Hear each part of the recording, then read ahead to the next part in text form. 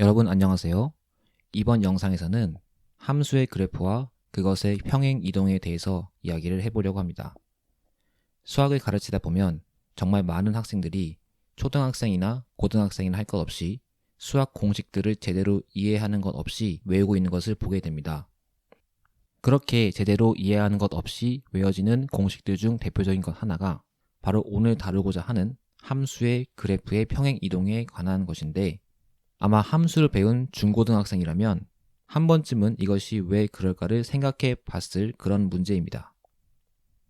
예를 들어 이와 같이 2차 함수 y는 ax제곱 플러스 bx 더하기 c의 그래프가 있을 때 이 함수의 그래프를 x축의 양의 방향으로 n만큼 그리고 y축의 양의 방향으로 n만큼 이동시키면 이렇게 이동된 그래프를 나타내는 함수의 식은 y 빼기 n은 a 곱하기 x 빼기 m의 제곱 플러스 b 곱하기 x 빼기 m 플러스 c가 됩니다.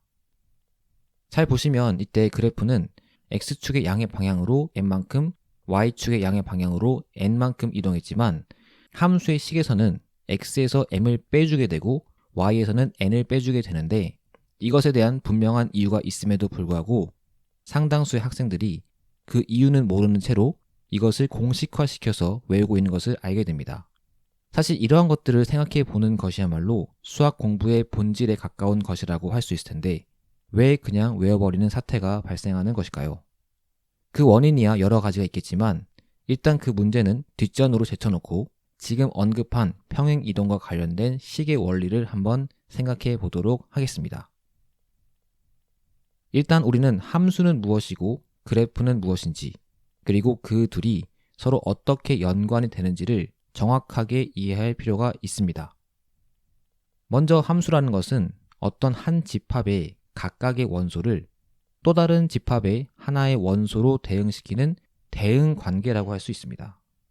예를 들어 이렇게 1, 2, 3을 원소로 가지는 집합이 하나 있고 1, 2, 3, 4, 5, 6을 원소로 가지는 또 다른 집합이 있을 때 이 왼쪽에 있는 집합의 원소인 1, 2, 3을 이 오른쪽의 집합의 원소로 하나씩 대응을 시켜주는 것인데, 가령 1은 3으로, 2는 5로, 3은 1로 대응을 시켜줄 수가 있습니다. 이러한 대응 관계 자체를 하나의 함수라고 할 수가 있습니다. 우리는 바로 이러한 대응 관계를 수학적 용어들 및 기호를 사용해서 표현하게 되는데, 먼저 여기 왼쪽에 있는 집합, 즉 대응 관계의 시작이 되는 원소들을 모아놓은 집합을 정의역이라는 말로 표현하고, 이 오른쪽에 있는 집합은 공역이라고 부르게 됩니다. 또한 통상적으로 우리는 이 정의역을 대문자 x, 공역을 대문자 y로 표기를 하고, 이때 정의역의 원소 small x가 함수 f에 의해 공역의 원소 small y에 대응된다고 하여 우리는 이것을 y는 fx라고 쓰게 됩니다. 제가 통상적으로 이렇게 한다고 했던 것은 이 정의역과 공역 그리고 그것들의 원소들은 얼마든지 다른 문자로 표현할 수 있다는 것입니다. 자, 우리는 조금 전에 함수를 소개할 때 이와 같이 1은 3으로, 2는 5로, 3은 1로 가도록 일일이 대응 관계를 하나씩 지정해 주었는데, 어떤 하나의 규칙을 정해주는 것만으로도 함수를 만들 수가 있습니다. 예를 들어 y는 fx는 x의 약수의 개수라고 정해준다면 1은 1로, 2는 2로, 3은 2로 대응이 되게 됩니다. 또한 y는 fx는 2 곱하기 x라고 정의해준다면 1은 2로, 2는 4로, 3은 6으로 대응이 되게 됩니다. 여기까지 본다면 우리는 함수라는 것을 정의하는 데 있어서 그래프라는 것은 전혀 필요가 없다는 것을 알게 됩니다. 그렇다면 도대체 그래프는 무엇일까요? 그래프라는 것은 간단히 말하면 그림이고, 수학의 분야로 분류를 하자면 기하학이라고 할 수가 있습니다. 또 다른 독자적인 영역인 것이죠. 실제로 그래프를 그리다 보면 우리는 점, 직선, 축, 만난다, 접한다, 포물선 등의 함수의 용어와는 다른 수많은 기하학의 용어들을 만나게 됩니다. 그렇다면 그래프를 굳이 왜 함수에 사용하는 것일까요? 쉽게 말하면 그림을 이용해서 함수를 더 잘 이해하고자 하는 것이고, 조금 어렵게 말하자면 기하학을 함수에 접목시켜서 함수를 이해하는 데 도움을 받고자 하는 것입니다. 그렇다면 도대체 그래프는 어떤 도움을 주는 것일까요? 아까 이 함수 y는 ex를 예로 들어 설명해 보겠습니다. 여기서 대응 관계를 x, y에 관한 순서상으로 써보면 1, 2, 2, 4, 3, 6으로 쓸 수 있게 됩니다. 참고로 집합론에서는 이 순서상들을 모아놓은 것 자체를 함수라고 정의하기도 합니다. 자, 바로 이 순서상에 해당하는 점을 좌표 평면에 찍어 나타낸 것이 이 함수의 그래프입니다. 그래프는 이것 이상, 이것 이하도 아닙니다.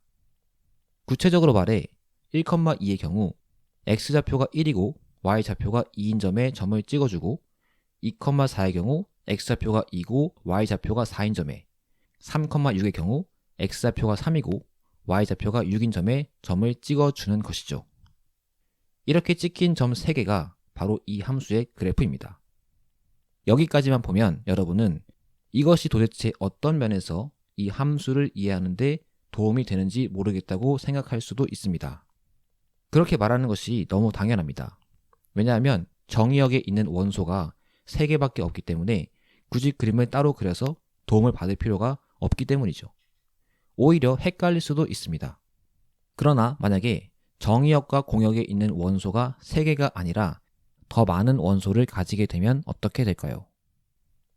그렇다면 대응 관계를 이루는 순서상 자체가 더 많아지기 때문에 이렇게 그림을 그리는 것이 이 대응 관계의 패턴을 이해하는 데 도움이 될 것입니다.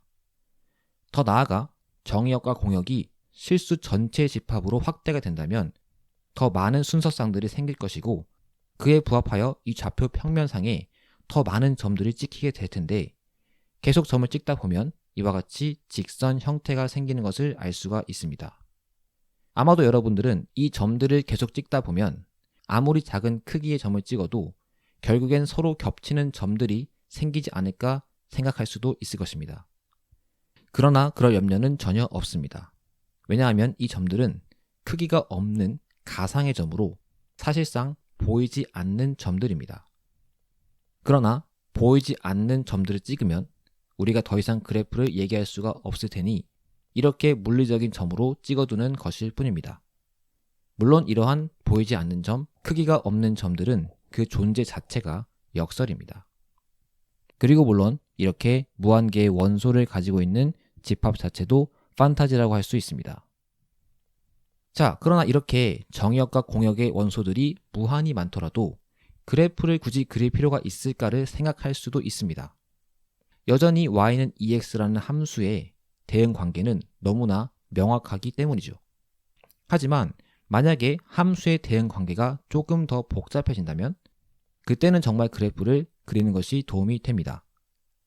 예를 들어 2차 함수 y는 x제곱 빼기 2x 더하기 2라는 함수를 한번 생각해 보도록 하겠습니다. 아까와는 달리 이 함수의 패턴은 그냥 식을 쓱 훑어보는 것만으로는 파악하기가 어렵습니다. 일단 이 식을 x 빼기 1의 제곱 더하기 1로 정리를 해서 몇몇 숫자들을 집어넣고 아까와 마찬가지로 x, y의 순서상을 만들어 보면 1, 1, 2, 2, 0,2, 3,5, 마이너스 1,5와 같은 순서상이 생기는 것을 알 수가 있습니다. 그리고 이 순서상에 대응되는 점들을 좌표 평면에 찍어보면 이와 같은 점들이 찍히는 것을 알 수가 있는데 계속 점을 찍다 보면 점들이 모여 이와 같은 포물선 형태를 이룬다는 것을 알 수가 있게 됩니다. 이제는 이 그래프를 보면서 2차 함수 y는 x제곱 빼기 2x 더하기 2라는 대응 관계가 대충 어떤 패턴을 가지게 되는지 훨씬 더 잘 이해할 수가 있게 되는 것이죠. 그렇다면 이제 오늘의 질문 포인트를 한번 생각해 보도록 하겠습니다. 바로 이 그래프를 x축으로 3만큼 이동시키고 y축으로 2만큼 이동을 시킨다면 과연 그 새롭게 생긴 그래프는 어떤 함수의 그래프가 되는 것일까요? 사실 지금까지 함수와 그래프 그리고 그 둘 간의 관계에 대한 설명을 쭉 들으셨다면 이것이 그리 간단한 문제는 아니라는 것을 짐작할 수가 있을 것입니다. 단지 그래프를 x축으로 3만큼 y축으로 2만큼 이동시켰다고 해서 함수의 관계식에 x 대신에 x 플러스 3을 집어넣고 y 대신에 y 플러스 2를 집어넣겠다는 것은 정말 단순한 생각 그 자체입니다. 이것이 어떤 정도의 단순한 생각인지 보여주기 위해서 제가 학생들에게 종종 드는 예가 있는데 바로 가우스 기호입니다. 이 가우스 기호라는 것은 많은 분들이 아시다시피 어떤 수보다 크지 않은 최대 정수를 나타내는 기호입니다. 가령 루트 3이라는 무리수는 1보다 크고 2보다 작은 값을 가지고 있으므로 가우스 루트 3의 값은 1이 됩니다. 그런데 상당수의 학생들이 가우스 루트 3의 값이 1이라고 해서 가우스 마이너스 루트 3이 마이너스 1이라고 그냥 대답해 버리는 것을 종종 보게 됩니다. 가우스 기호의 정의는 전혀 생각하지 않은 채 단순히 마이너스 부호가 붙어 있다고 해서 가우스 값도 마이너스를 붙여서 말해버리는 것이죠. 이것은 수학의 기호들의 정의를 완전히 무시하는 행동이라고 할 수 있습니다. 마찬가지로 함수의 그래프를 x축으로 3만큼 이동했다고 해서 함수의 식에 x 플러스 3을 대입하는 것도 이와 같은 정도의 단순한 생각인 것입니다. 결국 우리는 함수와 그래프의 정의 그리고 그 둘의 관계를 정확히 이해하면서 이 문제를 해결해야 합니다. 자, 그렇다면 이와 같이 평행 이동한 그래프를 자신의 그래프로 가지는 함수는 과연 어떻게 찾을 수 있을까요? 앞에서 말했던 바와 같이 그래프라는 것은 바로 점들의 집합입니다. 크기가 없는 점들로 구성이 되어 있는 것이고 그래프를 평행 이동했다는 것은 이 그래프를 이루는 모든 점들을 다 하나씩 평행 이동을 했다는 것입니다. 예를 들어 1,1은 4,3으로 2,2는 5,4로 0,2는 3,4로 각각 x축으로 3만큼 y축으로 2만큼 이동시킨 것입니다. 그렇다면 이렇게 이동시킨 점들이 이렇게 쭉 있을 텐데 과연 이 이동시킨 모든 점들의 x좌표와 y좌표들이 공통적으로 만족하고 있는 대응 관계는 과연 무엇일까요? 말 그대로 이 모든 점들의 x좌표와 y좌표가 하나도 예외 없이 공통적으로 만족하는 대응 관계를 찾아야 하는 것인데 우리는 다시 밑바닥부터 이 대응 관계를 찾아 나서야 하는 것일까요? 그렇게 하는 것은 듣기만 해도 매우 어려운 작업이라는 생각이 듭니다. 물론 다행스럽게도 그럴 필요가 없습니다. 훨씬 더 좋은 방법이 있기 때문이죠. 바로 이렇게 새롭게 생긴 포물선들의 점들이 어디서 왔는지를 생각해 보면 거기에서 문제의 실마리를 얻을 수가 있습니다. 방금 전에 살펴보았듯이 이 포물선들의 모든 점들은 바로 이 y는 x제곱 빼기 2x 더하기 2라는 함수의 그래프 위의 점들로부터 왔습니다. 예를 들어 3,3은 1,1에서 5,4는 2,2에서 3,4는 0,2에서 왔습니다. 만약 문자를 사용해서 이 포물선 위에 한 점 Q를 택해서 그 좌표를 A, B라고 한다면 이 점은 원래 A 빼기 3, B 빼기 2라는 좌표를 가지는 이 포물선 위의 점 P에서 온 것입니다. 지금 우리는 A와 B 사이의 대응 관계를 구해야 하는데 분명한 것은 이 점 Q가 이동하기 전의 점인 점 P의 X좌표와 Y좌표 사이에는 어떤 대응 관계가 있는지를 알고 있다는 것입니다. 우리가 비빌 언덕은 바로 거기입니다. 바로 P의 X좌표와 Y좌표는 Y는 X제곱 빼기 2X 더하기 2라는 관계를 가지고 있는데 P의 X좌표가 A 빼기 3이고 Y좌표가 B 빼기 2이므로 이것을 여기에 대입해도 성립을 하게 되는 것이죠. 즉 B 빼기 2는 A 빼기 3의 제곱 빼기 2 곱하기 A 빼기 3 더하기 2라는 식이 성립을 하는 것입니다. 그런데 여기 A와 B는 새로 이동된 포물선 위에 있는 임의의 점의 X좌표, Y좌표이므로 이것은 사실상 이 포물선 위에 모든 점의 X좌표와 Y좌표에 대해서 공통적으로 예외 없이 성립하는 것을 알 수가 있습니다.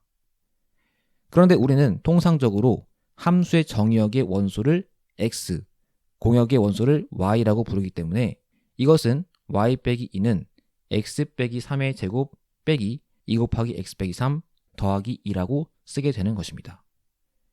바로 이것이 이 새로운 포물선을 그래프로 가지는 함수의 식이고 우리는 원래 있던 함수의 식을 통해 이것을 찾을 수가 있었습니다. 모든 과정을 다 생략하고 결론만 보면 굉장히 단순합니다. 바로 원래 포물선의 함수의 대응 관계에서 x 대신에 x 빼기 3을 y 대신에 y 빼기 2를 집어넣으면 되는 것이고, 이것은 아마 1초면 끝나는 문제입니다. 그러나 이 결론을 이끌어냈던 과정은 결코 1초 만에 나오는 것이 아니고, 함수와 그래프가 무엇인지 제대로 이해를 하고 그 둘의 관계가 무엇인지를 정확히 이해하고 있어야 유도할 수 있는 것이었습니다. 더 나아가 만약 여러분이 이 과정을 100% 제대로 이해했다면 이러한 과정과 결론이 꼭 이 2차 함수에서만 성립하는 것이 아니라 모든 함수 y는 fx에 대해서 그 함수의 그래프를 x축으로 n만큼 y축으로 n만큼 평행 이동한 경우 그 그래프를 자신의 그래프로 가지는 함수는 바로 y 빼기 n은 fx 빼기 m이 된다는 것을 손쉽게 알아낼 수 있을 것입니다. 결국 과정을 제대로 이해하는 것이 매우 중요하다는 것을 알 수가 있습니다.